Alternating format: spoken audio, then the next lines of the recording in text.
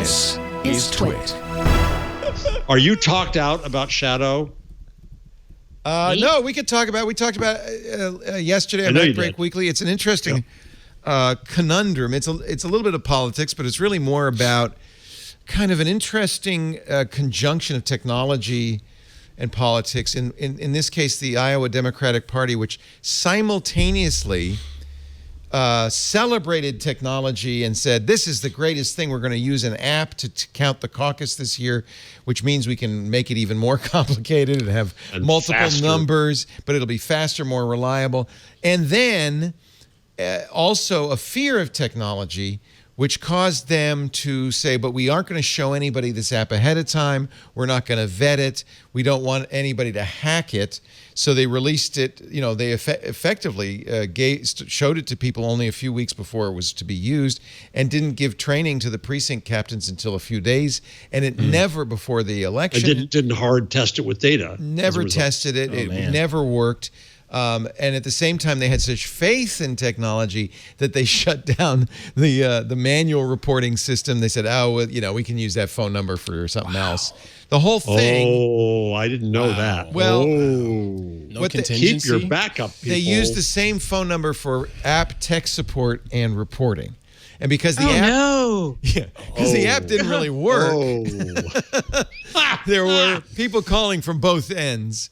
And not nearly enough people to answer. It was chaotic. Yikes. And here we are 2 days later, still, or at least, 2 days later, still counting the votes. 86%. But I missed a lot of this because of my Twitter has a ton of mute and block words in there, so including election. I didn't see any of this. I've seen Iowa in my timeline, but it had nothing to do with this. It's all about recruiting and football. And there's you're probably smart. You're probably smart. You're certainly, that's why he's so mellow. Butter statues. There's a lot of evidence that it wasn't so much the app as I think the Iowa Democratic Committee that didn't, because of their fears and misunderstandings and also techno-optimism, didn't really do the right. Anybody who was putting out something like this would have, in the normal course of events, done a lot of testing and there was also data when they got the data into the main into the back end, as I heard, some things were anomalous there. So that's what freaked them out. They didn't know how good the data was going to be. I will also add this. And Ed Felton, who is a brilliant cryptographer and expert on election systems at Princeton, he has done a lot he was one of the first people to break the Diebold systems. He said, but they did do something right. They had a paper trail. Every single vote in the Iowa caucus was recorded on paper. And haven't they faxed it in by now? Faxed. Well, but when you deal with paper, especially in such a whacked out, well, there were 1,600 plus precincts. You got to count all of that. Yeah. And double count it. But that's the numbers we're getting, I think, come from the paper. And that's good. That is an important lesson also. If you are going to use electronic voting systems of any kind, you always have to make sure there's a paper backup to validate, and in case they fail to probably a good thing this happened, because I think people who are ignoring this, and I used to ignore it. I used to say, "Oh, come on, it's fine. We can figure this out." I've long since gotten it. But I think this will scare people enough to think, paper backups. Yeah, New York Times, Charlie Wartzel, Democrats desperately need to win the internet to beat Trump, their first big test, a massive failure. This paper backup, this isn't necessarily right into a log file or anything, right? This is no.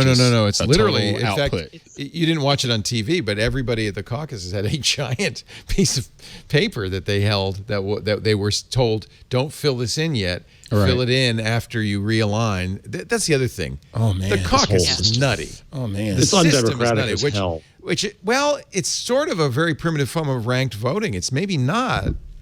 Except that there's no anonymity. Talking about privacy. Well, there is no anonymity. Everybody knows because you go in the gym and you sit in the section you want, and then people browbeat you into getting into their section. And it's not a great system. It's a system from an earlier, more innocent era. I'm going to give you up another number. I was going to say it's a system from the white male property owner area. Yeah, it's the Chautauqua system. So NPR 2 years ago looked at what is the perfect state to go first in primary voting. Texas. Based on because of voting, because they stopped people from voting there. I know. difference from U.S. racial makeup, share with bachelor degree, does it match the U.S., median age, median household income, share who call religion very important. For this test, number one clearly is Illinois. Huh. Illinois is the first primary would make a lot of sense to me. Well, I have a feeling, I don't know, but I have a feeling Iowa lost their chance. Iowa won't be first again in 4 years. Yep. I just have that feeling.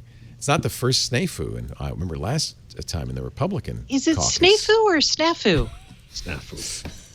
It's Leo Laporte. It's Iowa. Acronym. Speaking of acronyms, that was the name of the shadowy company that funded and then later denied that they had anything to do with the app Shadow. They said, "Oh no, we're just investors." Although it's an interesting Screenshots. There's receipts. There's receipts. It's an interesting. What a name for a company. I when know, you're gonna have Shadow. problems, If you're going to buy an app for voting, don't buy it from Shadow. It's an evil genius. It's an evil genius name.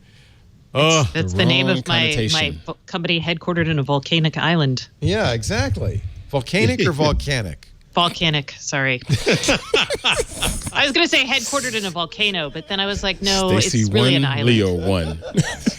We're speaking. I wasn't Middle trying to be a English jerk. I was today. really asking because you said it twice, and I was like, maybe I have been saying this all It's wrong. an acronym. There's no correct pronunciation. It stands for situation normal, all fudged up. It right? does not stand for that. It absolutely stands for that. The fudging is wrong. Oh, okay. The fudge is a fudge. So, you know what? Speaking of which, I was thinking today, I was in that bookstore, and there's all these book titles, to be cute, have the F word with an asterisk in them, right? I know, yeah. So I think the F word is now completely devalued. So this is going to piss off some of your viewers, but pardon me. So I think we need a new curse word. Okay. I think it's Frack. Trump you. Trump you. Hey, go Trump yourself. I can't say that one. That word is muted in Twitter, so I'd never see it. Oh, really? That's a good need idea. a I haven't curse word. tried that. What else do you mute in Twitter? It's a long list. It's a long We list. need to publish Ant's mute list. Last week I had the filter stuff. Just clean stuff up, and you're a lot happier when you're scrolling through Twitter. At least I am. It's And you awesome. can still do your job? Apparently not today, since I didn't know about Shadow and this snafu. There was a great Snafu. Yes, I can That's do very my good. job, except for It's a the snafu. absolute lack of it's a snuffle. public knowledge. Snafu. I'm going to call it a snafu from now on. Snafu.